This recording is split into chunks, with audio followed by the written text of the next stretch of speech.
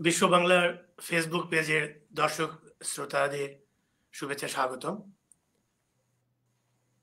পৃথিবীর যে যে প্রান্ত থেকে আমাদের সঙ্গে সংযুক্ত হয়েছেন অথবা কিছুক্ষণ পরে আপনারা আজকে এই মহান বিজয় মাসের শুভেচ্ছা। আপনাদের সবাইকে আমাদের বিশ্ব বাংলার পক্ষ থেকে শ্রদ্ধা, ভালোবাসা। সুপ্রিয় দর্শক শ্রোতা, আজকে আপনাদের এই বিশ্ব বাংলার কবিতা অঙ্গন, যে কবিতা অঙ্গনের যে অনুষ্ঠান, সেই অনুষ্ঠানে আজকে আমাদের সঙ্গে সংযুক্ত হয়েছেন বাংলাদেশের বিশিষ্ট একজন কবি, সাহিত্যিক, প্রামাণ্য চলচ্চিত্র নির্মাতা, প্রামাণ্য চিত্র নির্মাতা, বাচিক শিল্পী, কবি নিশাত জাহান রানা। কবি নিশাত জাহান রানা আজকে আমাদের মাঝে সংযুক্ত হয়েছেন। কবি নিশাত জাহান রানা, বিশ্ব বাংলার পক্ষ থেকে আপনাকে স্বাগত। ধন্যবাদ। কেমন আছেন আপনি? জি, ভালো আছি। সুপ্রিয় দর্শক শ্রোতা, আমাদের আরো একজন অতিথি আমাদের মাঝে সংযুক্ত হওয়ার কথা, কবি শেখ ফিরোজ আহমদ। কবি শেখ ফিরোজ আহমদ হয়তো কোনো নেট প্রবলেমের জন্য হয়তো আমরা তাকে সংযুক্ত করতে পারিনি। যদি উনি আমাদের কাছে আবার আসেন তাহলে আমরা তাকে সংযুক্ত করে নেব। আজকে আমাদের দুজনই অতিথি শিল্পী আজকে লিস্টেড ছিল, কবি নিশাত জাহান রানা এবং কবি শেখ ফিরোজ আহমদ। তো চলুন আমরা দেরি না করে আজকে আমরা অনুষ্ঠানে চলে যাই। অনুষ্ঠানে আপনারা জানেন যে অনুষ্ঠানের এই বিশ্ব বাংলার যে কর্ণধার সিদ্ধার্থ দে, অন্যান্য দিনের মতো আজকেও তিনি প্রযোজনায় এবং পরিচালনায় রয়েছেন, এবং অনুষ্ঠানটি সঞ্চালনায় আমি যে রয়েছি আগের মতোই আহমদ হোসেন বাবু। আমি আপনাদের সবাইকে জানাচ্ছি এই মহান বিজয় দিবসের শুভেচ্ছা, স্বাগত। সুপ্রিয় দর্শক শ্রোতা, চলুন আমরা কবি নিশাত জাহান রানার কাছে যাবার আগ দিয়ে আমরা কবি সম্পর্কে খুব সংক্ষেপে দুটি কথা আমার মনে হয় আমাদের জানা দরকার, আমি বলতে চাই। ৮০ দশকের শেষে নিশাত জাহান রানার কর্মজীবন শুরু সাংবাদিকতা পেশায়। পরে দীর্ঘকাল জাতীয় এবং আন্তর্জাতিক সংগঠনে, মানবাধিকার সংস্থাগুলোতে করেছেন। গত ২০ বছরে শিক্ষা ও সংস্কৃতি চর্চার প্ল্যাটফর্ম হিসেবে তিনি গড়ে তোলেন যুক্ত। ঠিক একই সময়ে এই যুক্ত নামে একটি প্রকাশনা সংস্থা আছে, যেটার কর্ণধার হচ্ছেন নিশাত জাহান রানা।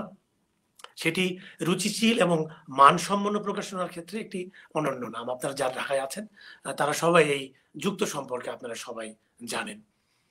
কবি নিশাত জাহান রানার প্রধান পরিচয় আমি আগেই বলেছি, প্রামাণ্য চিত্র নির্মাতা। কবি দীর্ঘ সময় প্রামাণ্য চিত্র নির্মাণ করেছেন বিশিষ্ট বিশিষ্ট জনের, সেটি আমরা আলোচনায় আমরা পাবো। লেখক আমি বলেছি, কবি তো আপনারা জানেনই, অনেক কবিতার বইও আছে তার। এবং আরেকটি পরিচয় সেটি হচ্ছে যে উনি বাংলাদেশের একজন প্রখ্যাত বাচিক শিল্পী। আমরা বিশ্ববিদ্যালয়ে যখন আমরা পড়াশোনা করেছি, আমরা নিশাত জাহান রানার কণ্ঠে আমরা কবিতা শুনে মুগ্ধ হয়েছি। আজকে আমি জানি, আমি নিশ্চিত কবি আপনাদেরকে মুগ্ধ করবেন। আপনারা পুরো অনুষ্ঠান আমাদের সাথেই থাকবেন। কবির আমরা আবৃত্তি শুনবো, কথা শুনবো, জীবন দর্শন নিয়ে কথা হবে। তো যে কথা বলছিলাম, কবির এই এবং সমাজ সংগঠক হিসেবে সাংস্কৃতিক একজন ব্যক্তিত্ব কবি নিশাত জাহান রানা। কবি রানা যে কথাটি বলছিলাম যে তিনি তথ্যচিত্র নির্মাণ শুরু করেছেন 1998 সালের দিক থেকে। আমার ভাইয়ের রক্তে রাঙানো 21শে ফেব্রুয়ারি, এই গানটির পিছনের ইতিহাস নিয়ে তিনি প্রথম নির্মাণ করেন তথ্যচিত্র চেতনায় 21শে, একটি গানের ইতিহাস। অসাধারণ। এরপর তিনি 71-এর নির্যাতিতা ভাস্কর ফেরদৌসী প্রিয় ভাসিনীর জীবন নিয়ে নির্মাণ করেন ফিনিক্স। আমরা জানি, আপনারা অনেকে জানেন। বিখ্যাত সঙ্গীত শিল্পী করিম শরাফির জীবন ভিত্তিক তথ্যচিত্র পথে পথে দিলাম ছড়াইয়া, সেটা তিনি করেছেন। বিশিষ্ট সাংবাদিক ও লেখক সন্তোষ গুপ্তের জীবন ভিত্তিক তথ্য নিয়ে কাজ করেছেন, সেটি মাস্টার মশাই নাম দিয়ে। এরপরে কবি মাহবুবুল আলম চৌধুরীর জীবন ভিত্তিক তথ্যচিত্র 21-এর প্রথম কবি মাহবুব আলম চৌধুরী, সেটিও তিনি এই প্রামাণ্যচিত্র তিনি তৈরি করেছেন। অসাধারণ তার সেই কাজ। এছাড়াও ভিন্ন ভিন্ন বাংলাদেশের প্রখ্যাত অগ্রগামী নারী যারা কাজ করেছেন, এই সমাজে কাজ করে যাচ্ছেন নিরলসভাবে, তাদের 13 জনকে তিনি সংগৃহীত করে একই জায়গায় একটি করে প্রামাণ্যচিত্র তৈরি করেছেন কবি নিশাত জাহান রানা। সেটি নাম দিয়েছিলেন অসামান্য। সেই অসামান্য কাজগুলো করেই আজকে নিশাত জাহান রানা আমাদের কাছে সবার প্রশংসা কুড়িয়েছেন। নিশাত জাহান রানার বিশেষ উদ্যোগে আরেকটি কথা বলতেই হয়, সেটি জনগল্প ৭১, সেটি আসবে, উনি নিজেই বলবেন। জনগল্প ৭১ হচ্ছে বাংলাদেশের যারা ৭১ সালের যারা প্রত্যক্ষভাবে মুক্তিযুদ্ধ দেখেছেন তাদের অভিজ্ঞতা নিয়ে তিনি বই তৈরি করেছেন। সেই বইয়ের নাম জনগল্প ৭১, এবং সেটি নিশাত জাহান রানার সম্পাদনায় সেই বইটি, এবং এই জনগল্প ৭১-এর বর্তমানে তিনি সাধারণ সম্পাদক হিসেবে দায়িত্ব পালন করছেন। আমরা সেই বিষয়ে কথা শুনবো নিশাত জাহান রানার কাছ থেকে। তাছাড়া তার বিভিন্ন কাব্যগ্রন্থ অনেকগুলো নিয়ে আছে। খুব সংক্ষেপে দুই একটি নাম না বললেই নয়, যেমন তুমি ধ্বংস তুমি উদ্ধার, একটি কবিতার অসাধারণ একটি কবিতার বই, কাব্যগ্রন্থ। অঞ্জলি ভাষা কবি আমি জানি বিভিন্ন জায়গায় বিভিন্ন দেশ ঘুরেছেন, পৃথিবীর অনেক দেশে কবি গিয়েছেন, এবং সেখান থেকেই তার স্মৃতিকথা আছে। অঞ্জলি ভাষা তারই একটি অন্যতম স্মৃতিকথা। তারপরেই আলোর নগর ছায়ানগর ভ্রমণ কাহিনী তিনি লিখেছেন। আমাদের সৌরজগৎ বিজ্ঞান, সেটাও কবি একটি চমৎকার একটি বই উনি লিখেছেন। তারপরে একটি কথা আমার বলতেই হয়, যেটি রাজশাহী বিশ্ববিদ্যালয়ের সনন একটি আদিতি সংগঠন, সুদীর্ঘ 40 বছর ধরে সংগঠনটি চলছে। এই সংগঠনের প্রধান প্রতিষ্ঠাতা সদস্য কবি নিশাত জাহান রানা, তার হাত দিয়েই সনন শুরু হয়েছে, সেই সনন আজও চলছে। সো এই জন্য আমি তাকে বিশেষভাবে আমি স্বাগত জানাচ্ছি, অভিনন্দন দিচ্ছি, কারণ সেই সননে কিন্তু আমি নিজেও আমি গিয়েছি, কবিতা পড়েছি, তখন সেই নিশাত জাহান রানা সেখানে আমি পেয়েছি। এছাড়াও কবি প্রভমান নামে একটি ফেসবুকে তার একটা পেজ আছে, আপনারা সবাই জানেন, সেখানে কবিতা, গান, বিভিন্ন ধরনের আমাদের বর্তমান সাময়িক যে ঘটনা সেগুলো কিন্তু সেখানে কিন্তু তিনি এই প্রভমানের মধ্যে প্রদর্শিত করে থাকেন। কবি নিশাত জাহান রানা বিভাগে সম্মান সহ স্নাতকোত্তর উনি ডিগ্রি নিয়েছেন। এই আমাদের আজকে বিশেষ আমাদের অতিথি আজকে আমাদের মাঝে এসেছেন কবি নিশাত জাহান রানা। আমি এতক্ষণ কবিকে আপনি করে আমি সম্বোধন করেছি, জানো এই জন্যই করেছি, সেটি হচ্ছে যে উনি এত বড় প্রতিভা নিয়ে আজকে আমাদের মাঝে এসেছেন। আমি বিভিন্ন সময় বলি একটি কথা, সেটা হচ্ছে যে আমার হয়তো কপালে ভাগ্য লেখা নেই, কিন্তু আমার বন্ধু লেখা আছে। তো আমার বন্ধু লেখা আছে জন্যই এইরকম মানুষের আমি বন্ধু হতে পেরেছি। আমি সত্যি গর্বিত। নিশাত জাহান রানা আমরা একসঙ্গে পড়াশোনা করেছি রাজশাহী বিশ্ববিদ্যালয়ে, একই সময় সেই মতিহারের ছায়া ঘেরা পরিবেশে আমরা বেড়ে উঠেছি, আমাদের সময় কেটেছে সেই সময়ের বন্ধু আমার নিশাত জাহান রানা। চলুন দর্শক শ্রোতা, আশা করি আজকে আপনাদের সময়টা খুবই ভালো। ব্যক্তি, গুণী মানুষ আজকে বাংলাদেশের চারিদিকে যার যেখানে তার ছোঁয়া, একদিকে আমি বললাম যেখানে যেখানে উনি হাত দিয়েছেন সব জায়গায় সোনা ফুলেছে। চলুন আজকে আমরা তার কাছে পরিচয় হই। কবি নিশাত জাহান রানা, আপনি এই বাংলার আমাদের বিশ্ব বাংলার পক্ষ থেকে আপনাদেরকে এই অনুষ্ঠানে আসার জন্য, সময় দেওয়ার জন্য আমরা আপনাকে অভিনন্দন জানাচ্ছি, কৃতজ্ঞতা জানাচ্ছি। কেমন আছেন আপনি বলুন? ভালো আছি। আর এত বন্ধুই বন্ধুকে এত বিশেষণে, এত প্রশংসায় সিক্ত করে, তার যোগ্য কিনা জানি না। কিছু কাজ করার চেষ্টা করেছি জীবনে, আর কিছু কাজ করে যাওয়ার চেষ্টা, যতক্ষণ শ্বাস আছে, যতক্ষণ শক্তি আছে, এইটুকুই জীবনে করে যাওয়া। তো সেইটা যখন যা ভালো লেগেছে, সেই ক্ষেত্রে সৃজনশীলতার ক্ষেত্র যা কিছু নিজের দক্ষতা দিয়ে করবার সুযোগ পেয়েছি, ভালো লেগেছে, সেইগুলি করবার চেষ্টা করেছি, এইটুকু মাত্র। আমরা মূল বিষয়ে যাবার আগে চলো আমরা শুনতে চাই তোমার কাছ থেকে তোমার কৈশোরের যে কিছু কথা, সে শৈশবের কিছু কথা, সে বেড়ে ওঠা কিছু স্মৃতি যদি আমার দর্শক শ্রোতাদের জন্য তুমি বলো, আমার মনে হয় তারাও শুনে হবে। প্লিজ বলো। নিশ্চয়ই। আমার খুব ছোটবেলাটা কেটেছে ২-৩টি শহরে, একদমই শৈশব। দিনাজপুর এবং বগুড়ায়। আমার বাবা সরকারি কর্মকর্তা ছিলেন, ফলে বদলির চাকরি বলা যেতে পারে। যেই কারণে আমার একদম মানে খুবই অস্পষ্ট মনে আছে এমন শৈশব কেটেছে দিনাজপুর শহরে। আর তারপরে বগুড়ায় এসে আমরা যখন স্কুলে ভর্তি হয়েছি, বগুড়া সরকারি উচ্চ বালিকা বিদ্যালয়, সেই সময়টাই শুরুর দিকে, সেই সময়টাতেই যুদ্ধ শুরু হয়। এবং আমাদের ৭১-এর মোটামুটি সময়টা আমরা বগুড়ার গ্রামে গ্রামে পালিয়ে বেরিয়েছি। সেই স্মৃতিটাও খুব দগদগে স্মৃতির মতোই আছে। ওই বয়সে খুব রাজনৈতিক সচেতনতা নিয়ে স্মৃতি তো ধারণ করিনি, কিন্তু ওই যে প্রতিদিনের অভিজ্ঞতা, প্রতিদিনের পলায়ন, প্রতিদিনের বাঁচার চেষ্টা, ওই বয়সে হয়তো অতখানি আমাদের জন্য আতঙ্ক ছিল না, কিন্তু আমার বাবা মায়েদের ছিল, কিন্তু তাদের সঙ্গে সঙ্গে আমাদেরও ওই সময়টা বগুড়ায় কেটেছে। আর তারপরে আসলে আমি স্কুল এবং কলেজ রংপুরেই, রংপুর সরকারি উচ্চ বালিকা বিদ্যালয় এবং কারমাইকেল কলেজ থেকে রংপুরে উচ্চ মাধ্যমিক পাশ করে রাজশাহী বিশ্ববিদ্যালয়ে চলে যাই। তো আমার একদম রাজশাহী বিশ্ববিদ্যালয়ের সময়টা তো স্বর্ণ সময়, কিন্তু আমার যে রংপুরে যে জীবনের স্কুল এবং কলেজের সময়টুকু, সেটুকু খুবই আলোয় ভরা সময় আমার এখন পেছনে ফিরে তাকালে মনে হয়। বিশেষ করে বাংলাদেশে যখন আজকের দিনে এসে প্রতিদিন পৃথিবী এগিয়ে যাচ্ছে, মানুষ এগিয়ে যাচ্ছে, যন্ত্র এগিয়ে যাচ্ছে, সেই সময়টায় যখন সবকিছুই মানুষের আরো উদার ভাবে গ্রহণ করবার সময়, সেই রকম সময়ে তো বর্তমান বাংলাদেশে আসলে অনেক কিছুই খুব স্বস্তির জায়গা নেই। সেই সময়ে দাঁড়িয়ে পেছন ফিরে যখন তাকাই, তখন দেখি যে আমার ছোটবেলাটা, আমার শৈশবকালটা রংপুর শহরে যে কেটেছে, সেটা একটা অসামান্য সময় ছিল। আমরা খুব স্কুলের গোড়া থেকেই সাংস্কৃতিক সংগঠন, সেই সময় রংপুরে খুবই একটি অত্যন্ত সক্রিয় বৃহৎ সাংস্কৃতিক সংগঠন ছিল, তার নাম শতাব্দীর আহ্বান। আমরা খুব ছোট্টবেলা থেকে সেই শতাব্দীর আহ্বানে নিয়মিত গান শিখতাম। গান শিখতাম বললে বলা হবে ভুল, গান শিখতে যেতাম, কিন্তু আসলে অনেক বেশি সব দলবল হইচই করে গান গেয়ে বেড়াচ্ছি, আজকে এখানে কালকে ওখানে, ওইগুলি করতেই ভালোবাসতাম। তো সেইখানে আমাদের বড় ভাইরা, বড় বোনরা ছিলেন, তাদের ছায়ায় প্রতিদিন রিহার্সাল হচ্ছে, প্রতিদিন রাত 10টা-12টায় বাড়ি ফিরছি, সেজন্য কেউ কিছু বলছে না। এই যে অবাধ স্বাধীনতার সময় ছিল, সেইটি এখনই বরঞ্চ মনে হয় ওই বয়সের বাচ্চাদের জীবন কি কঠিন, কিন্তু আমরা ভীষণ স্বাধীনভাবে ওই সময়টা পার করেছি। আর আমার পরিবারের ভেতরেও আমার বাবা ভীষণ একটা উদার পরিবেশ দিয়েছেন। সেই জায়গাতে খুব স্বাধীনভাবে বেড়ে ওঠার সুযোগ আমার সারা জীবনই ঘটেছে। তো ওইটা আমার ছোটবেলাটা সেই জন্য খুব গুরুত্বপূর্ণ আমার বেড়ে ওঠায়, আমার মানুষ গঠনে বলে আমি মনে করি।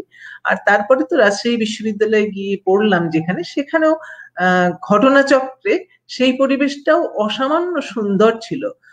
অন্তত আমরা যে সময়টা বিশ্ববিদ্যালয়, তো বলতেই পারবে, আমরা বিশ্ববিদ্যালয়ে যে সময়টা ছিলাম সেটা সামরিক শাসকের আমল, কিন্তু সামরিক শাসকের বিরুদ্ধে কথা বলবার জন্যই হয়তো সংস্কৃতি চর্চার ক্ষেত্রগুলিও অনেক বেশি মানে টগবগে সক্রিয় ছিল। আর আমাদের যারা শিক্ষক ছিলেন, এবং আমাদের শিক্ষক ছাড়াও শিক্ষক নন এইরকম বিশ্ববিদ্যালয়ের অন্য কর্মকর্তা কর্মচারী যারা ছিলেন, তারাও এত সুন্দর মানুষ ছিলেন। তাদের সকলের মধ্যে ওই যে বেড়ে ওঠার আনন্দটাও খুব প্রবল ছিল। এখন দেখতে পাই পেছন ফিরে তাকিয়ে যে সেই সময়টাও খুব সুন্দর কেটেছে আমাদের, এবং খুবই একটা সংস্কৃতি চর্চার পরিবেশ যে তৈরি ছিল, এবং সেইখানে যে আমরা সকলে মিলে অংশগ্রহণ করতে পেরেছি, সেটাও খুব সুন্দর সময়। ফলে জীবনে আসলেই পেছনে তাকালে দেখি যে খুব ভালো সময়ের ভেতরেই ছিলাম সত্যিকার অর্থে। সত্য, আসলে তাই। ঠিকই বলেছো তুমি। তোমার লেখালেখির শুরুটা কিভাবে হলো সেটা কিছু বলবা? লেখালেখির শুরুটা কিভাবে? আমি খুব আসলে নিয়মিত লেখক বলে দাবি করবার মতো স্পর্ধা রাখি না, কোনো সন্দেহ নেই। যদিও লিখবার আগ্রহ আর আকাঙ্ক্ষা থাকে সবসময়, কিন্তু আমি আসলে এত কাজ করতে ভালোবাসি যে দেখা যায় দিনের শেষে লিখবার সময়টাই বড় অল্প। অন্যদের লেখা নিয়েও কাজ করে যাই, সেই সব তো আছে। তবে লেখালেখির শুরুটা খুব শৈশবেই, ওই কৈশোরেই বলা যেতে পারে। আমাদের সময়ে এমনিতে স্কুলের বা কলেজের সাময়িকীতে সেটা যেমন সবাই করে, কিন্তু আমাদের সময়ে একটি পত্রিকা ছিল, সেটা পরবর্তীকালে আবার বন্ধ হয়ে যায়, আবার হয়তো কিছুদিনের জন্য সেটা শুরু হয়েছিল, আমি জানি না এখন আর আছে কিনা। কিশোর বাংলা এটার নাম, দৈনিক বাংলা হাউস থেকে বের হতো কিশোর বাংলা, এটা রফিকুল হক দাদু ভাইয়ের পরিচালনায় চলতো। তো সেই পত্রিকাটি তখন এমন আজকের দিনে ওই রকম খুব ওই হয়তো প্রথম আলোর বা এরকম কিছু আমি জানি না ঠিক এখনকার কিশোর কিশোরীদের জন্য বা ওই বয়সের জন্য বা এজ গ্রুপের জন্য বাংলাদেশে ওই রকমের পত্রিকা আর এখন কেন তারপরে আর আমার চোখে পড়েনি, হয়তো থেকে থাকতে পারে। যেটা কবে বেরোবে আর কখন ঢাকা থেকে আমাদের জেলা শহর রংপুরে এসে পৌঁছাবে এই অপেক্ষায় 7 দিন গুনতে হতো, মানে হটকেক যাকে বলে সেই রকমের হতো। তো ওই ওই পত্রিকা দিয়েই লেখালেখি শুরু সত্যিকার অর্থে, ওইখানেই ছোট ছোট করে লেখালেখি শুরু। আর তারপরে তো এসে ইউনিভার্সিটি থেকে বের হওয়ার পরেই আমার প্রথম কবিতার বই, ওটাই আমার একমাত্র কবিতার বই আসলে।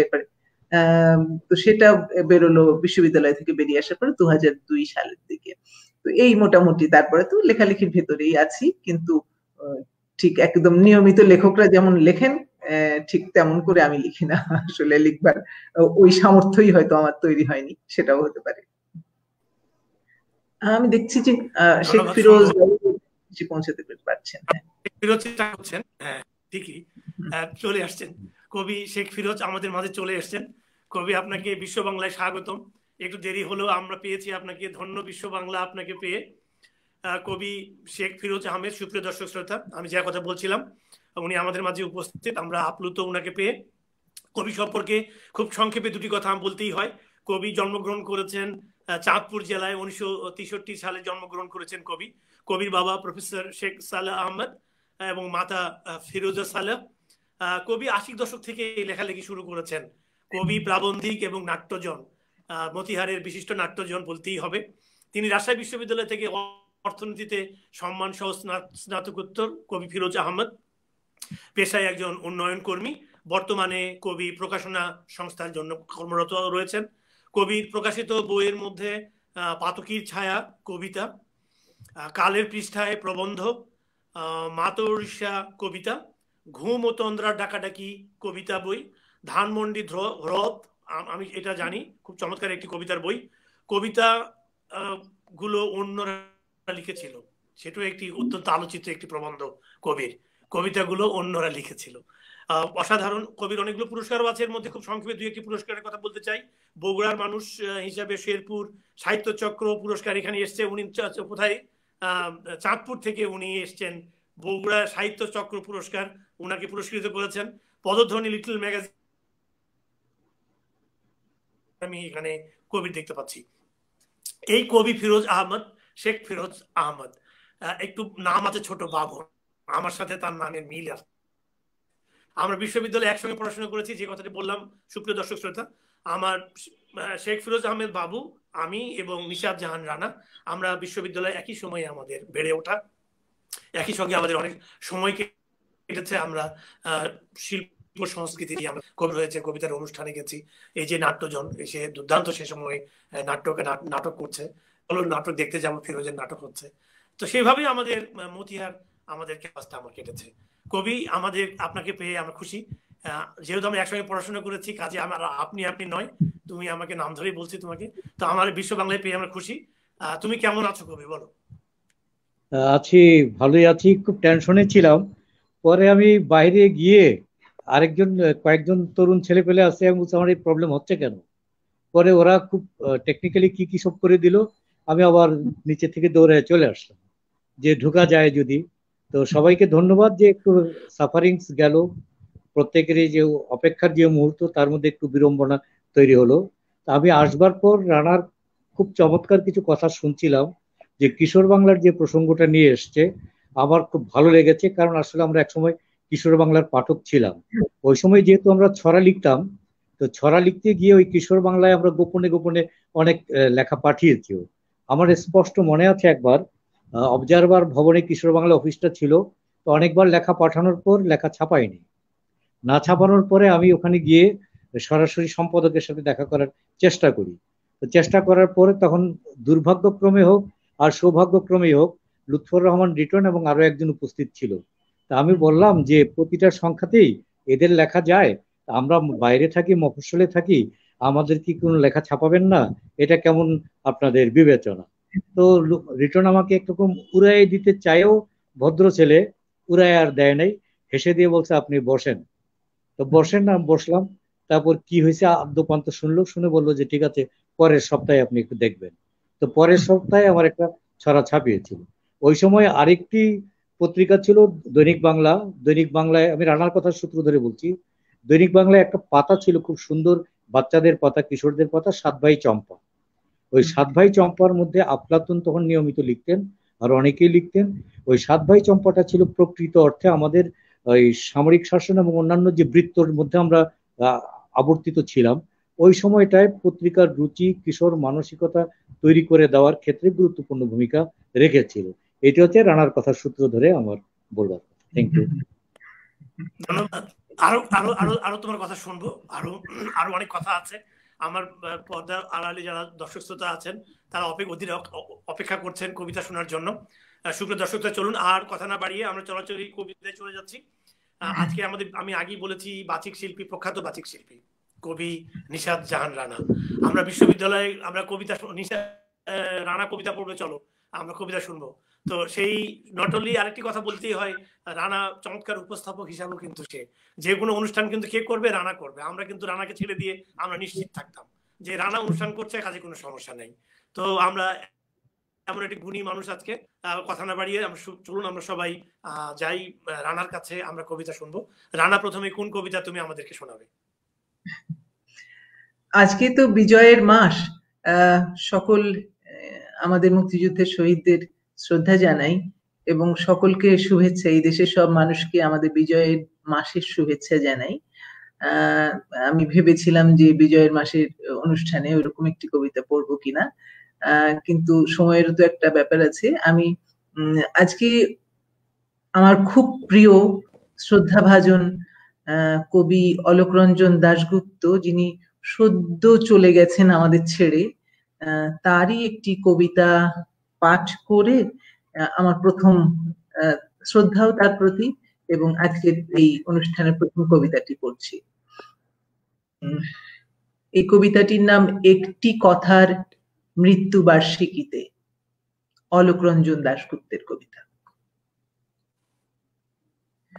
তুমি যে বলেছিলে গোধূলি হলে সহজ হবে তুমি আমার মতো, নৌকো হবে সব পথের কাঁটা, কীর্তিনাশা পথে নমিতা নদী। গোধূলি হলো, তুমি যে বলেছিলে রাত্রি হলে মুখোশ খুলে দেবে বিভোর বিভা, অহংকার ভুলে অরুন্ধতী বশিষ্ঠের কোলে মূর্ছা যাবে। রাত্রি হলো। আমরা ফিরে আসি পরে আবার।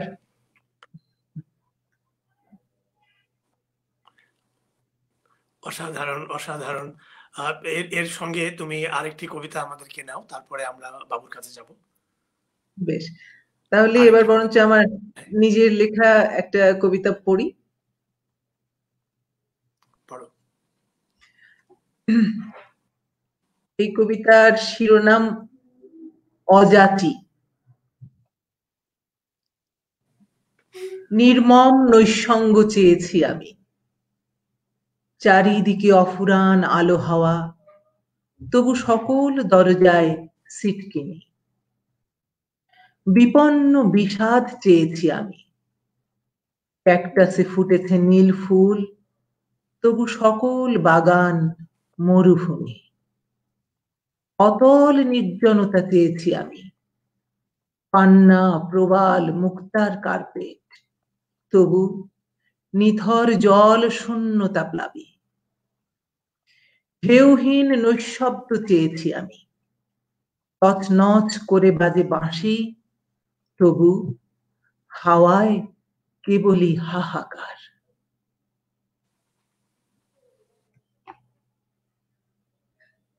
চমৎকার, আমরা শুনবো আরো আরো কথা, আরো আরো আরো কবিতা হবে নিশাত জাহান রানার কাছ থেকে।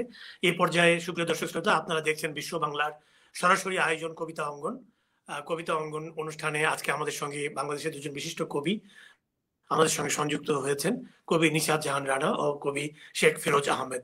আমরা কবির আরো কবিতা শুনবো, জীবন নিয়ে আরো কথা হবে। এবং এই অনুষ্ঠানটি আজকে আমাদের উপস্থাপনায় রয়েছে আমি আহমদ হোসেন বাবু, এবং অনুষ্ঠানটি পরিচালনায় রয়েছেন সিদ্ধার্থ দে। সুপ্রিয় দর্শক শ্রোতা, এই পর্যায়ে চলুন আমরা কবি শেখ ফিরোজ আহমেদের কাছে যাই। কবি, প্রথমে আপনার কাছ থেকে একটি কবিতা শুনতে চাই। আমার দর্শক শ্রোতার অধিক আগ্রহ আছে কবিতা শোনার জন্য। বিজয়ের মাস, আপনি প্রথমে কোন কবিতাটি আপনাদের শোনাবেন? ধন্যবাদ। আমি কবিতাটি পড়বার আগে রানা সম্পর্কে একটু কথা বলে নিই। রানাকে আমাদের বাংলাদেশের একজন ৮০ দশকের তরুণ কবি এবং বাচিক শিল্পী মোহাম্মদ কামাল একটি লেখা উৎসর্গ করে বলেছিলেন, শননের স্বর্ণালী কালের সম্রাজ্ঞী।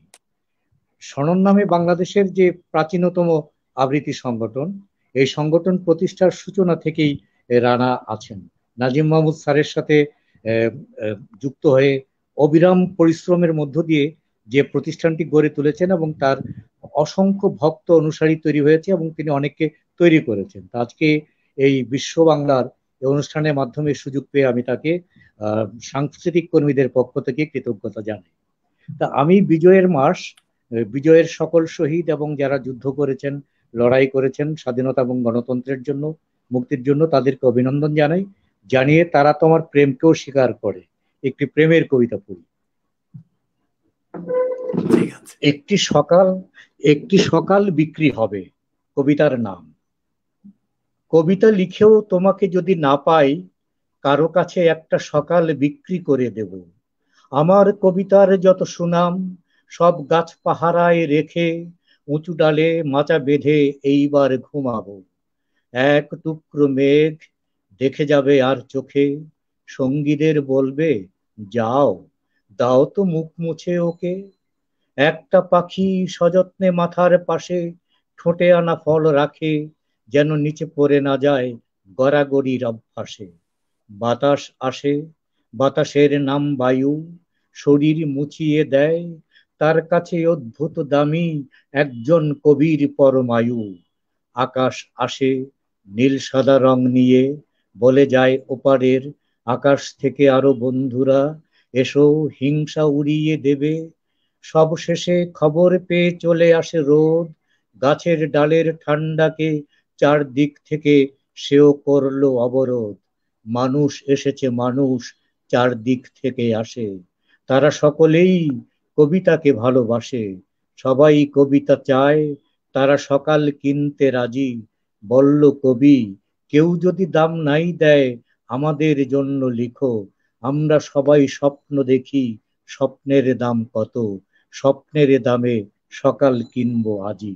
ধন্যবাদ। বাহ, অসাধারণ অসাধারণ। এই পর্যায়ে কবি, তুমি যেটা বলছিলে রানার ব্যাপারে, যেটা বলছিলে যে আমি নিজেও ১৫০ নাম্বার রুম, মনে আছে তোমার? সেখানে শননের প্রথম আমাদের কবিতার আসর, সেই আসরে কিন্তু আমিও কবিতা পড়তাম ওখানে আর কি। তো সত্যি আসলে তাই, অসাধারণ।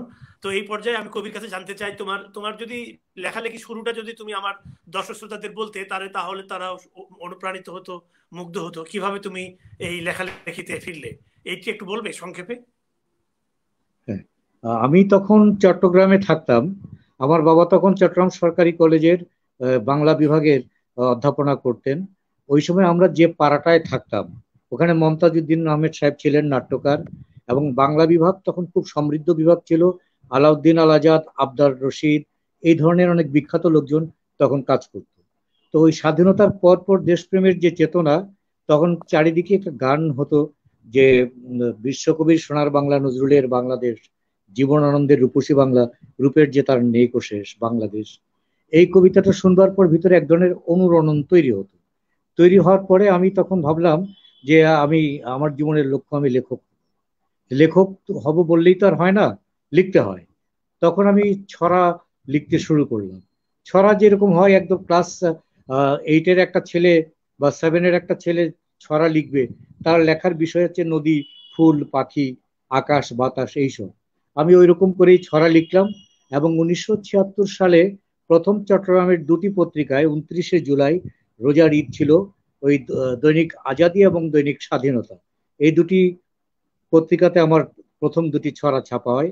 তারপর থেকে আস্তে আস্তে আমি লেখার দিকে মনোনিবেশ করি এবং পরবর্তীতে ইন্টারমিডিয়েট পাশ করবার পর আমি সাহস এবং শক্তি পেলাম কবিতা লিখবার জন্য, কবিতার জগতে পা রাখতে। কিন্তু আমার শুরুটা হয়েছিল ছড়া দিয়ে। যখন আমি ইন্টারমিডিয়েট ভর্তি হই। ভর্তি হওয়ার পর থেকে আমি কবিতা লিখবার চেষ্টা করি। তখন কবিতা লিখতে গিয়ে নানা ধরনের সীমাবদ্ধতা ছিল। আমার জ্ঞান ছিল না ওই পরিমাণ, পড়া ছিল না ওই পরিমাণ, জানা বোঝা ছিল না ওই পরিমাণ। কিন্তু কবিদের সাথে যেহেতু মিশতাম, উঠতাম বসতাম, ওই তাদের দেখা দেখে আমি টুক টুক টুক টুক করে শুরু করি, এবং 86-তে আমার প্রথম বই পাতকের ছায়া বের হয়। অসাধারণ, অসাধারণ। আরো আরো কথা আছে, শুনবো। এই পর্যায়ে আমি একটু নিশাত জাহান রানার কাছে যেতে চাই। নিশাত জাহান রানার কাছে ছোট একটি প্রশ্ন করতেই হয়। সেটি হচ্ছে তার যেটি প্রামাণ্যচিত্র নির্মাতা। তুমি অনেকগুলো কাজ করেছো এখানে, অনেক বিশিষ্ট ব্যক্তির সাথে তোমার এই কাজ করতে গিয়ে পরিচয় হয়েছে, অনেক অভিজ্ঞতা তোমার এখানে আছে, আমি জানি বিশাল। তো খুব সংক্ষেপে যদি আমার দর্শক শ্রোতাদের জন্য তুমি কিছু বলো এই ব্যাপারে।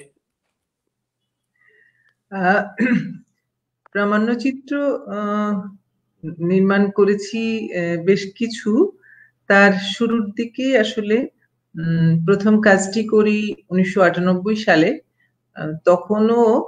তখনও মানে যে সময় পর্যন্ত এটা খুব সহজ কাজ ছিল না।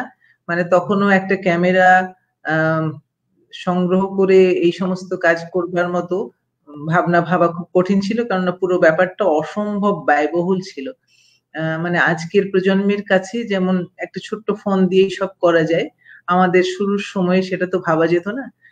অসম্ভব ব্যয়বহুল ব্যাপার ছিল। কিন্তু সেই সময়টায় শুরুটা করেছিলাম 1998 সালে। প্রথম কাজটি করি আমার ভাইয়ের রক্তে রাঙানো এই অসামান্য গানটির পেছনে যে একটা দীর্ঘ ইতিহাস আছে সেইটি নিয়ে।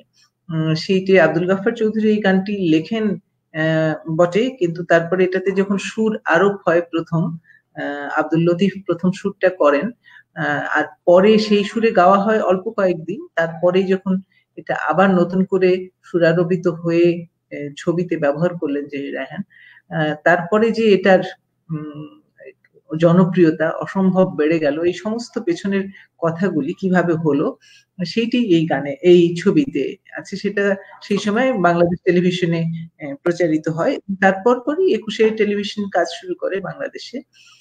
এবং সেই সময়ই প্রথম ভাস্কর ফেরদৌসী প্রিয়ভাষিণী তার নিপীড়নের, নির্যাতনের ইতিহাসটি প্রথম জনসমক্ষে প্রকাশ করলেন। এর আগে আমাদের মুক্তিযুদ্ধের অনেক দিক নিয়ে অনেক কথা হয়েছে, অনেক আলোচনায় এসছে, লেখালেখি হয়েছে, কিন্তু সেই যে নারীরা যারা নির্যাতিত হয়েছিলেন, যেন তারা সমাজে একটা প্রায় অস্পৃশ্য, অদৃশ্য মানব প্রজাতিতে পরিণত হয়ে, তাদেরকে কোথাও দেখা যাচ্ছিল না।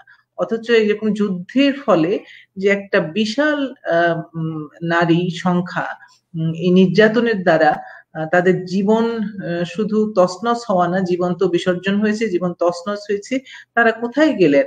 তাদেরকে যেন লুকিয়ে ফেললো একটা স্বাধীন দেশের স্বাধীন সমাজ, যেন এটা তাদের লজ্জা ভেবে লুকিয়ে ফেললো, গৌরব ভেবে গ্রহণ করলো না। তো সেই রকম একটা পরিস্থিতিতে নারীদের জন্য তো জীবন ভয়ঙ্কর কঠিন হয়ে উঠেছিল তখন, কেউই স্বীকার করতে চাননি। সেইখানে প্রথম সাহসী ভূমিকাটি নিলেন ফেরদৌসী প্রিয়ভাষিণী, যিনি জনসমক্ষে বললেন তার নির্যাতনের ইতিহাসটি। এবং সেইটি সেই সময়ে ভয়ঙ্কর একটি আলোড়নের ঘটনা। তার নানান দিক তো আছে। কেউ কেউ মনে করলেন যে এটা ঠিক হলো না, তার কাছের লোকজনেরা বা তার সকল দেশ বিস্মিত হয়ে গেল আসলেই, যে কেউ সাহস করে এই কথা বললেন। তো সেই জন্য তিনি আমার ব্যক্তিগতভাবে খুব কাছের মানুষ ছিলেন। আমার জীবনের 2-3 জন আমার বয়োজ্যেষ্ঠ ঘনিষ্ঠতম বন্ধুদের তিনি অন্যতম একজন ছিলেন। দীর্ঘ সময় আমরা একসঙ্গে কাটিয়েছি। তো প্রথম ছবিটি ফেরদৌসী আপাকে নিয়ে করলাম। আমার কথা বলতে এখনো অসুবিধা হচ্ছে যে ফেরদৌসী আপা নেই এটা ভাবতে। তো প্রথম ছবিটি তাকে নিয়ে করলাম এবং মনে হলো যে ফিনিক্স এই নামটির চেয়ে আর অন্য কোনো নাম বেশি সুপ্রযুক্ত হবে না। এই তার যে জীবনের ইতিহাস ধ্বংস হয়ে যাওয়া থেকে আবার যে তিনি ঘুরে দাঁড়ালেন এবং উঠে দাঁড়ালেন, সেইটি নিয়ে তার উপরে এই তথ্যচিত্রটি, এবং তার যে কাজের জগৎ সেটাও অসামান্য। যেভাবে তিনি ফেলা ছড়া গাছের বৃক্ষ শাখা প্রশাখা দিয়ে তার ভাস্কর্যের কাজ করেছেন, সেইটাও এই ছবির একটা বড় অংশ। তো এইটা করলাম। এইটা করার পরেই করলাম কলিম শরাফিকে নিয়ে কিছু। কলিম শরাফি যে কিংবদন্তি শিল্পী, সেটা আজকের প্রজন্মের ছেলে মেয়েদের কাছে হয়তো অতখানি পৌঁছায়নি, কিন্তু তার সময়ে তিনি যে দেশভাগের আগে ছিলেন কলকাতায়, যখন তিনি কি বলবো, হেমন্ত যেই সময় গান করছেন উঠে আসছেন, তখন কলিম শরাফি বোধহয় তার চেয়েও বেশি জনপ্রিয় ছিলেন। ওই রকমই একটা পরিবেশ ছেড়ে মানে সলিল চৌধুরী গান লিখছেন তার জন্য, সেই যে অসামান্য জনপ্রিয়তা রেখে এবং তার যে দীর্ঘদিনের রাজনৈতিক ভাবে কাজ করবার আইপিটিএ বা গণনাট্য সংঘের কাজ, সেই সমস্ত কিছু রেখে দেশভাগের পর এদিকে চলে এলেন। এবং এখানে এসে আবার তিনি ওই সেই শাসকের কোপানলে পড়ে তার গান গাওয়াই নিষিদ্ধ হয়ে গেল একটা লম্বা সময়। তারও জীবনটা খুবই সংগ্রাম মুখর। তো সেইটা নিয়ে কাজ করলাম। সেইটি হলো পথে পথে দিলাম ছড়াইয়া, এটা তার বিখ্যাত গান, যে গানটি তাকে অত্যন্ত জনপ্রিয়তা এনে দেয়। তো সেই গানটির নামে নাম দিয়ে তো এইরকম ভাবে চলেছে। তারপরে আরো অনেকগুলি কাজ করেছি। তথ্যচিত্র নির্মাণটা আমার খুব একটা আগ্রহের জায়গা হিসেবে বেশ কিছু ছবি করার চেষ্টা করেছি। অসাধারণ কাজ, অসাধারণ করেছো তুমি। এটা সত্যি, এটা এটা স্যালুট করার মতো। তোমার এই যে কাজের জায়গাটা সত্যি আমি স্যালুট করি, এবং দেখেছি এগুলো সব সবগুলো কাজের সাথেই আমার যোগাযোগ ছিল। সুপ্রিয় দর্শক শ্রোতা, আমরা আরো কথা শুনবো কবির কাছ থেকে। এ পর্যায়ে তুমি আরো আমাদের দুটো কবিতা শোনাও পরপর। কি কবিতা শোনাবে বলো? তাহলে নিজের কবিতাই পড়ি। আমার কাব্যগ্রন্থ থেকে একটা কবিতা পড়ি, ছোট ছোট কবিতা, একটা দুটো কবিতা পড়ি। ঘরে বাইরে। হয়তো ক্লেদ থেকেই কুসুম কেবল, কুসুম মানেই কীট। হয়তো ঘর মানেই দরজা কেবল, চুন সুরকি ইট। ইটে মাথা কুটে, ইটে মাথা গুঁজে পড়ে আছে দিন। দরজা খুলে দেবে রাত, রাত করবে স্বাধীন।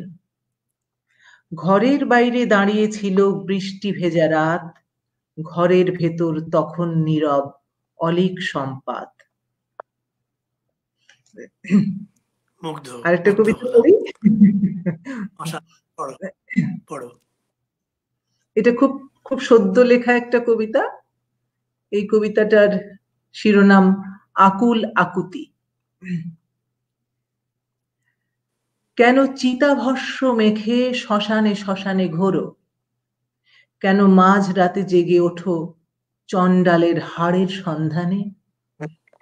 আকুল আকুতিটুকু নিভে গেলে বরং প্রেমের ভস্ম ঢালো যমুনেশ্বরীর জলে। রাধা রাধা বলে হয়তো সে দুকুল ভেঙে সন্ধান পাবে নতুন অরণের। কেন আলোর ধূলিকণা হাতে তমিশ্রায় পথ খোঁজো, চোখের পাতায় অন্ধকার জেলে কিসের অপেক্ষা রাখো। আকুল আকুতিটুকু নিভে গেলে বরং ভূষো কালি ঢেলে দাও সোনার কাজলে। বেদনার সন্তান হয়ে হয়তো সে পুনরায় দিশা জেলে দেবে অতিকায়।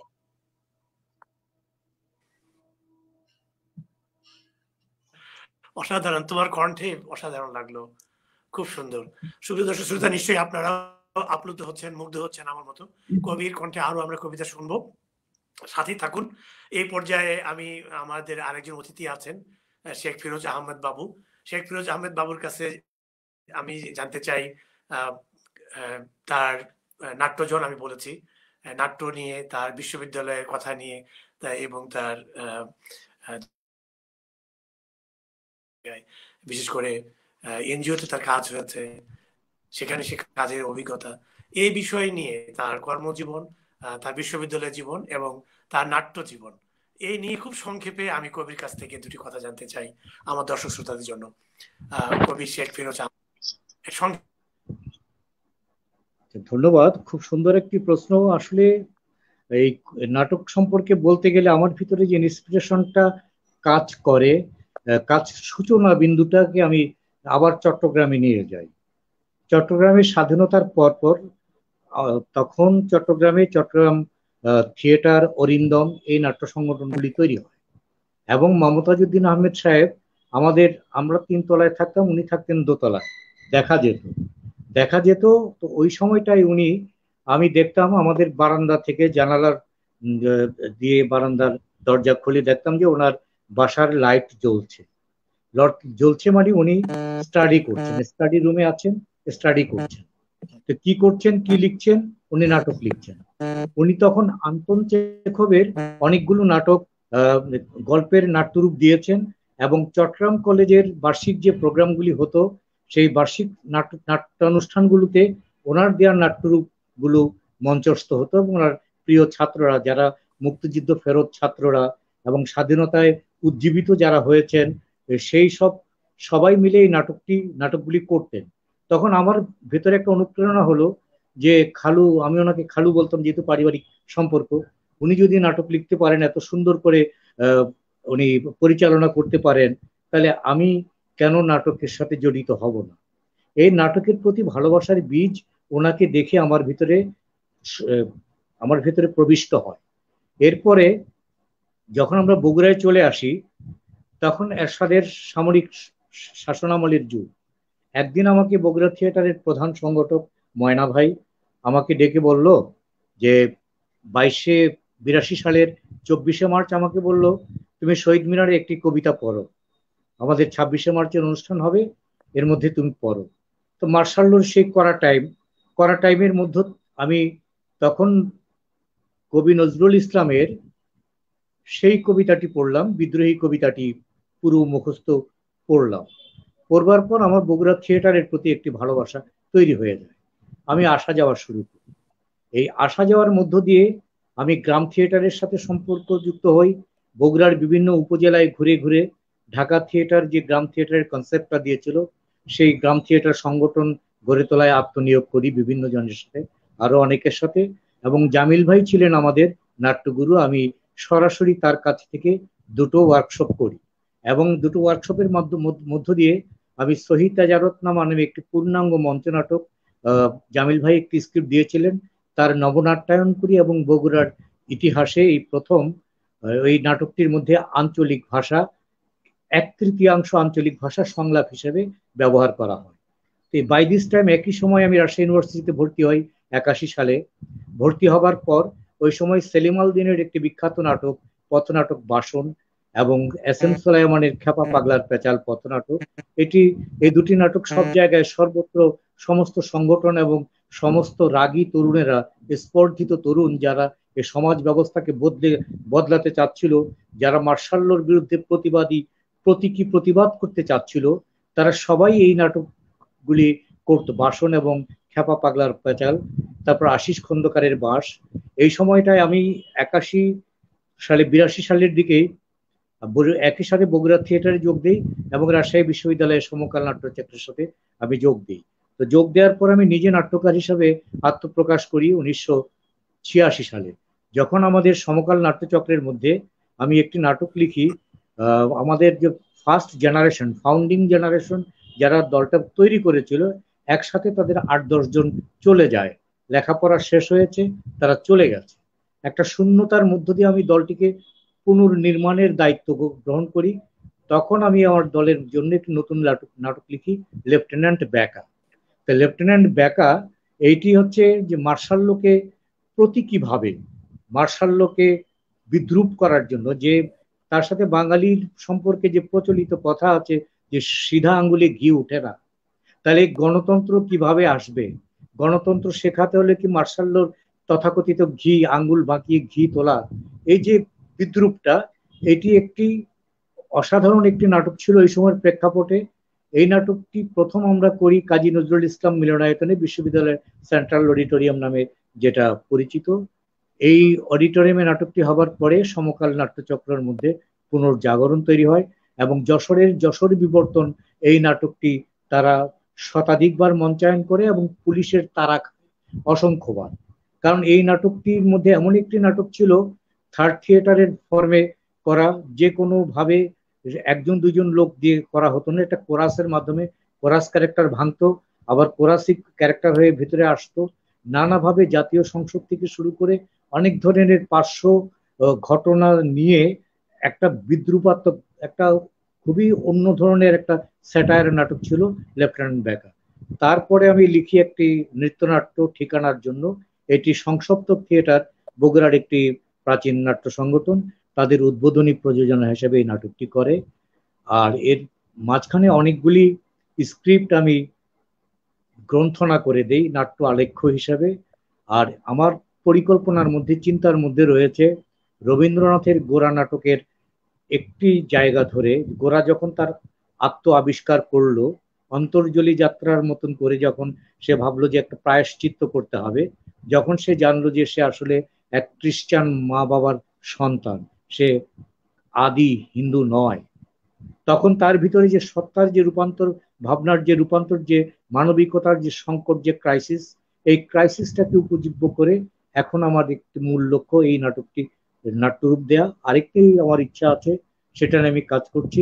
হাওয়ার্ড ফার্স্টের সে বিখ্যাত উপন্যাস স্পার্টাকাস, স্পার্টাকাসের ওই উপন্যাসটির মধ্যে স্পার্টাকাসের স্ত্রী ভেরোনিকা, তাকে নিয়ে যে একটা অংশ আছে, সেই অংশটাকে কেন্দ্র করে মূলত নারী মুক্তির জাগরণটাকে আমি প্রতিকায়িত করব।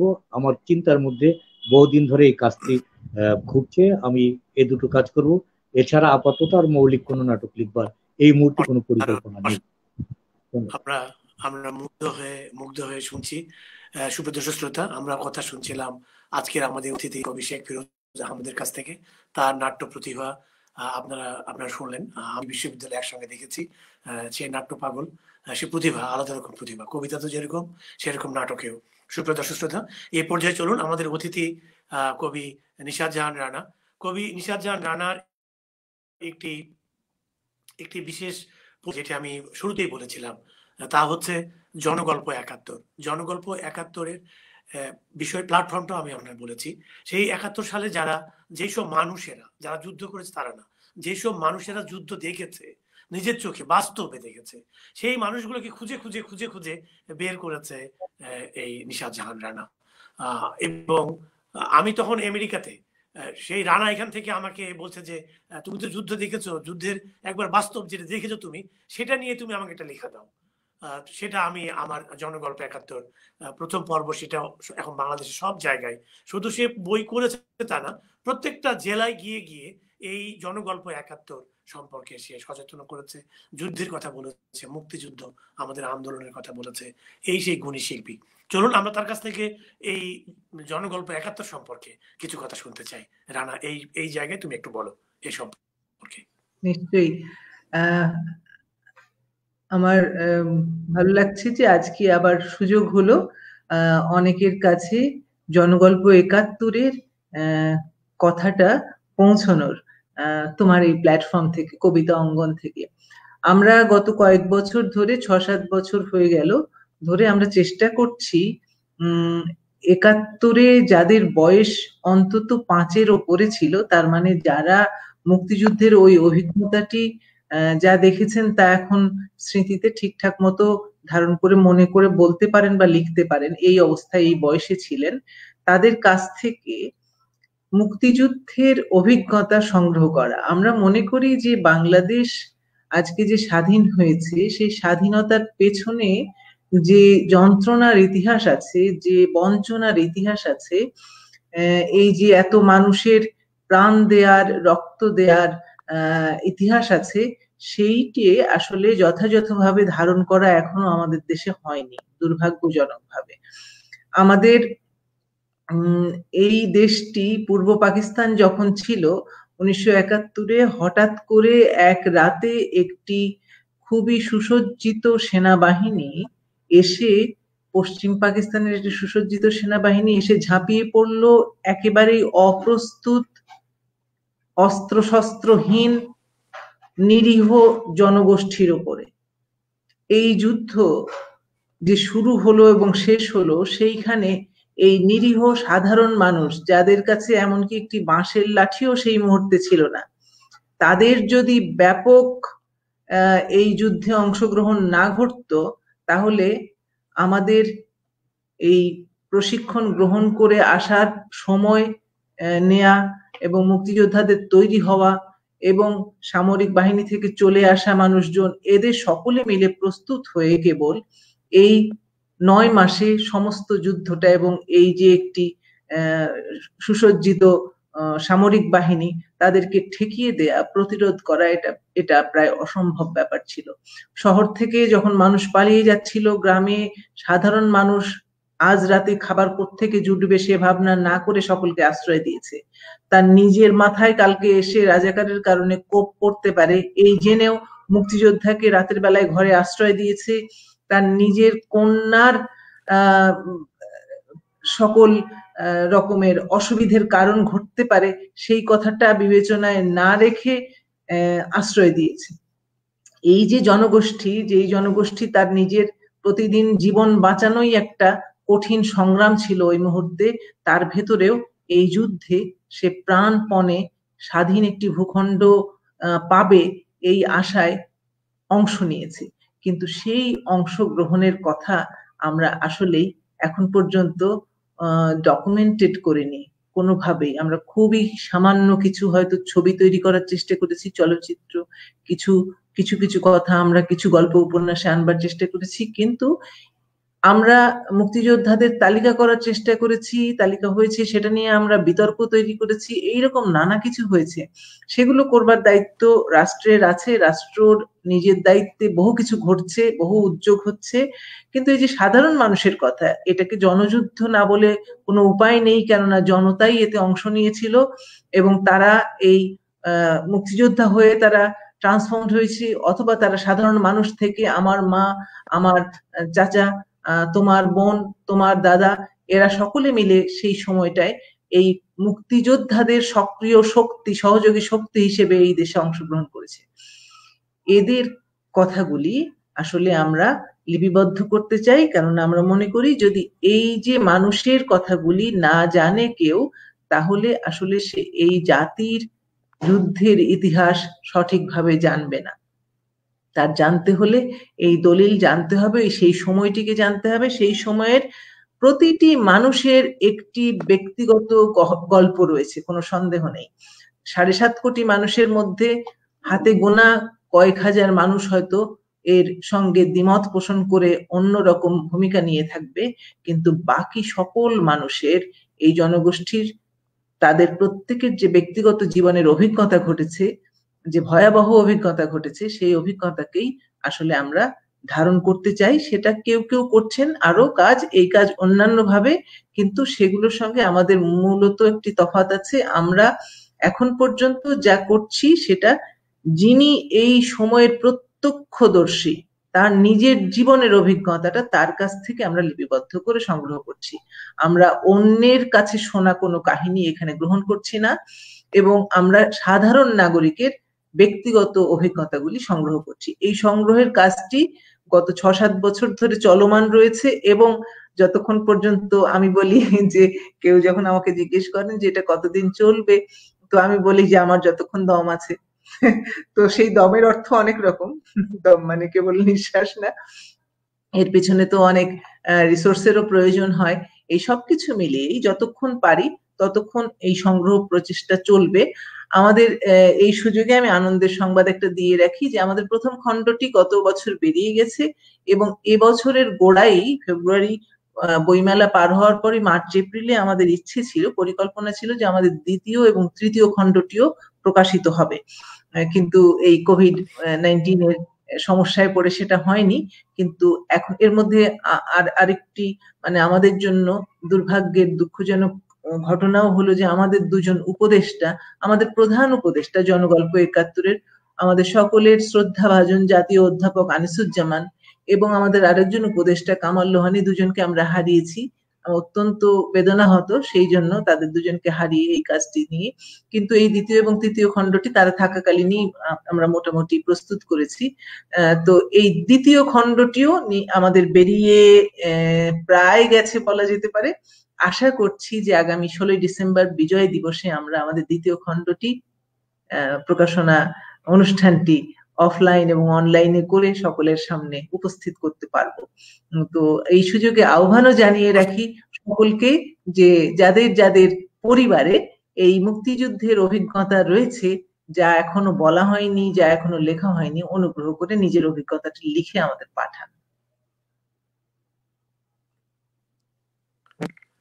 চমৎকার। আমি চমৎকার, আমরা শুনলাম মুগ্ধ হয়ে। এই বিশেষ একটি কাজ তুমি করছো।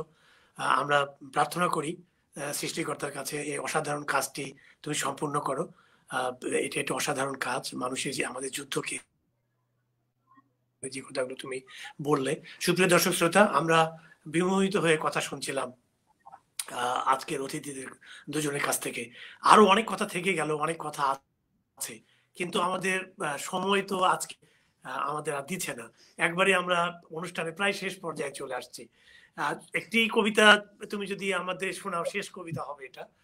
এটি একটি শেষ কবিতা দিয়ে আমরা অনুষ্ঠান করতে চাচ্ছি, বলো। বেশ, ঠিক আছে, আমার নিজেরই আরেকটি কবিতা পড়ি। শতশ্চারণ। এইবার নিজেকে বলেছি, ভেসে যাও, ভেসে যাও আলোয়, ভেসে যাও হাওয়ায়, ভেসে যাও জলে, ভেসে যাও অন্ধকারে।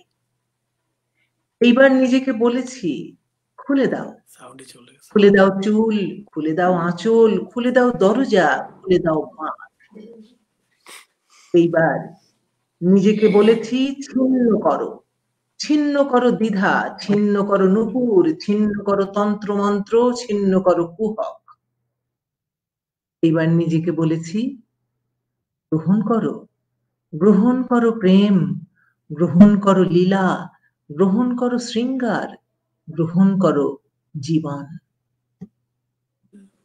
ধন্যবাদ বাবু।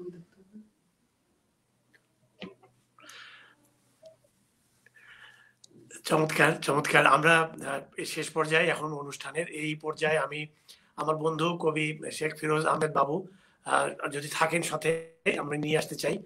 তিনজনকেই দাদা আপনি নিয়ে আসুন। আমরা একবারে অনুষ্ঠানের শেষ পর্যায়ে আজকে অতিথির কাছ থেকে আমরা শুনতে চাই। বন্ধু, আমরা একবারে শেষ পর্যায়ে আছি। তুমি কি আমাকে ছোট একটি কবিতা শোনাবে, নাকি আমরা দুটো কথা বলে আমরা শেষ করব? কোনটি তুমি চাও, বলো। আজকে বিশ্ব বাংলায় তুমি আছো, বিশ্ব বাংলা আশা করছে তোমার কাছ থেকে কিছু শোনার জন্য। তো দুটো কথা বিশ্ব বাংলার জন্য তুমি বলো। আমরা শেষ পর্যায়ে প্রায় আমরা 4-5 মিনিট সময় আমাদের হাতে আছে। তাহলে তুমি কিছু বলো, রানা কিছু বলুক, তারপরে আমরা অনুষ্ঠান শেষ করি।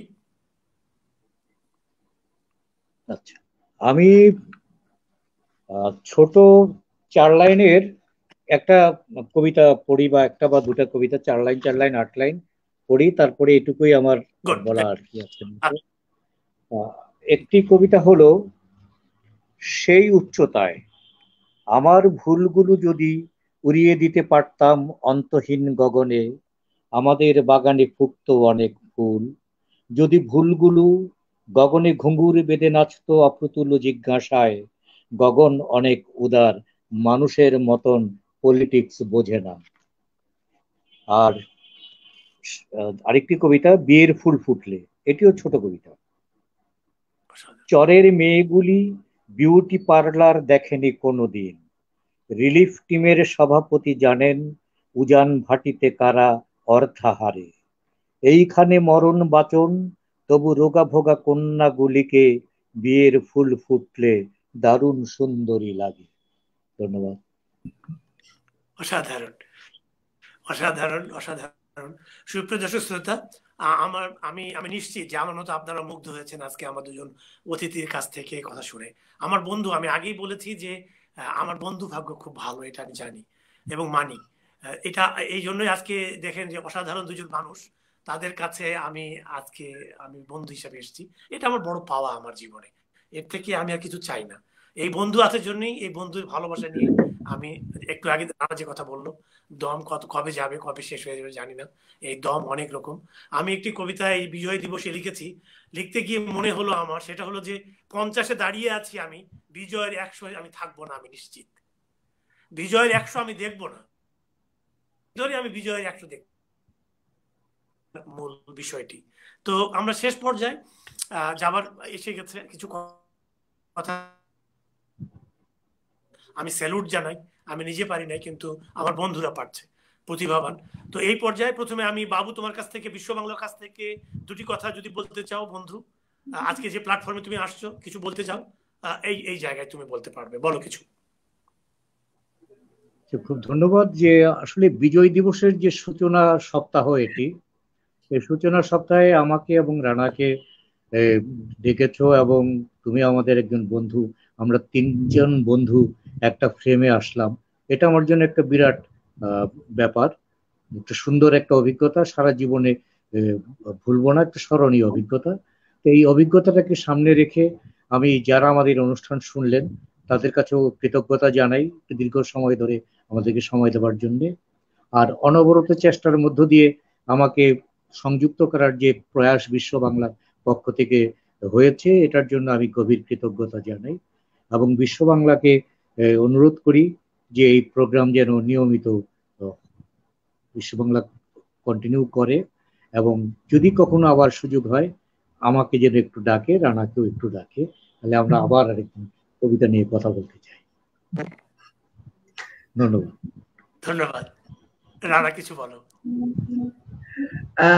আমার খুব ভালো লাগলো এই ভেবে যে আমরা যে পরিবেশে বেড়ে উঠেছিলাম একসঙ্গে, সেটা ভীষণ কাব্যময় ছিল, কোনো সন্দেহ নেই। কবিতার সংগঠন হচ্ছে, নাটকের সংগঠন হচ্ছে, গানের সংগঠন হচ্ছে, আবৃত্তি সংগঠন, সব কাছে সংস্কৃতি কর্মীরা সত্যিকার অর্থে খুবই সক্রিয় ছিল, রাজনৈতিক কর্মীদের চেয়েও বলা যেতে পারে। কেননা সেই সময়টা সামরিক শাসনের সময়, তো রাজনৈতিক দলগুলো অনেক চাপের মধ্যে ঢাকা পড়েছিল, ফলে সংস্কৃতি কর্মীরাই অনেক বেশি এই প্রতিবাদ প্রতিরোধ সবকিছু করবার জায়গায় সামনে এগিয়ে থেকে অনেক সক্রিয় ছিল। তো সেই যে কবিতা ভালোবাসা বন্ধুদের দল, তারা বাকি জীবনে, বাঙালি এমনিতেই নাকি ভীষণ কথায় কথায় কবি হয়ে ওঠে, আবার এই ফুরিয়ে যায় দম, কিন্তু আমার বন্ধুদের এই যে দীর্ঘকাল ধরে কবিতার সঙ্গেই বসবাস, আমার নিজেরও তাই, এবং সেটা যে চলছে এতকাল ধরে, আমাদেরও তো জীবন অনেক দূর গড়িয়ে গেল, 50 পার হয়ে গেছে বহু আগে, তো জীবনের অর্ধশতক তো পারই হয়ে গেল, বাকি অর্ধশতকের মধ্যে কে কদিন টিকবো। তো এই যে কবিতার সঙ্গেই চলছি আমরা, এইটা ভারী আনন্দের কথা। সেইটি এসে আজকে আহমেদ হোসেন বাবু যে একটা কবিতা অঙ্গনের ভেতরে আবার আমাদের টেনে এনে ফেললো, সেটা ভারী আনন্দের কথা, আনন্দের নিঃসন্দেহে। এবং আশা করি যে এইরকমই অজস্র কবিতা অঙ্গন বাংলাদেশে গড়ে উঠুক, চলুক, সেখান থেকে সত্যি একটা কবিতার মতো বাংলাদেশ এই আজকে বিজয়ের মাসে নতুন করে আশা রাখি, এইরকম ভাবেই একটা কবিতার মতো বাংলাদেশ আমাদের পেছনে যেন আমরা রেখে যেতে পারি এইসব চর্চার ভেতর দিয়ে। বাবু, অনেক ধন্যবাদ। ধন্যবাদ। সুপ্রিয় দর্শক শ্রোতা, আমরা কথা শুনছিলাম কবি নিশাত জাহান রানা এবং আমাদের কবি বন্ধু কবি শেখ ফিরোজ আহমেদ বাবু। আমরা বিশ্ববিদ্যালয়ে একসঙ্গে থেকেছি, আমরা কথা শুনলাম, শেষ হলো না, অনেক কথা থেকে গেল। এটি একটি নিয়মিত প্রোগ্রাম। বাবু যেটা কথা বলছিল, প্রতি শনিবারে এই প্রোগ্রামটা হয়, কবিতা অঙ্গন, বিশ্ব বাংলার এই কবিতা অঙ্গন প্রতি শনিবারে এই সময়টায়, রাত 8টা থেকে 9টা, 1 ঘন্টা বাংলাদেশ সময়। সুপ্রিয় দর্শক শ্রোতা, আপনারা অনেকক্ষণ ধৈর্য ধরে আমাদের সঙ্গে ছিলেন, আশা করি আপনাদের ভালো লেগেছে। যদি কোনো কিছু খারাপ হয়ে থাকে অনুষ্ঠানে, সেটা আমার, আর ভালো লাগাটুকু সম্পূর্ণ আপনাদের। বিজয়ের মাস, আনন্দের মাস, আমরা আনন্দে, সবাই আনন্দ করুন, ভালো থাকুন। আমরা করোনা কালে আছি, চারিদিকে একটি অস্থিরতা আছে, তারপরও আমরা সাবধানে থাকবেন, ভালো থাকবেন, বিজয়ের আনন্দ নিয়ে থাকবেন। বিজয় আনন্দটা সেই পাবে যে বিজয় শক্তি, যে আমরা মুক্তিযুদ্ধের পক্ষের মানুষ, তারাই বিজয় আনন্দ পাবে, যারা বিপক্ষে তারা তো আনন্দ পাবে না। তো আমরা সবাই পক্ষের মানুষ, আমরা আনন্দ করব, বিজয়ের আনন্দ উল্লাস করব। আমরা সবাই সেই আনন্দের মধ্যে থাকি, ভালো থাকি, সুন্দর থাকি। আবার দেখা হবে শনিবারে, বেঁচে থাকলে অন্য অতিথি থাকুন। আর আজকের যে অনুষ্ঠান আমাদের পরিচালনা করলে সিদ্ধার্থ দে, অত্যন্ত পরিশ্রম করেছেন আমার অতিথিকে নিয়ে আসার জন্য। আমরা একটু দেরি করেছি, 8 মিনিট 10 মিনিট দেরি হয়েছে, শুধুমাত্র এই অতিথিকে আমরা আনতে পারছিলাম না, শুরু করেছি, সেই জন্য আমি ক্ষমা চাই। পরবর্তীতে অবশ্যই এটা হবে না, আমরা নির্দিষ্ট সময়ে অনুষ্ঠান শুরু করতে পারবো। সবাই ভালো থাকুন, সুন্দর থাকুন, শান্তিতে থাকুন, কল্যাণ হোক সকলে।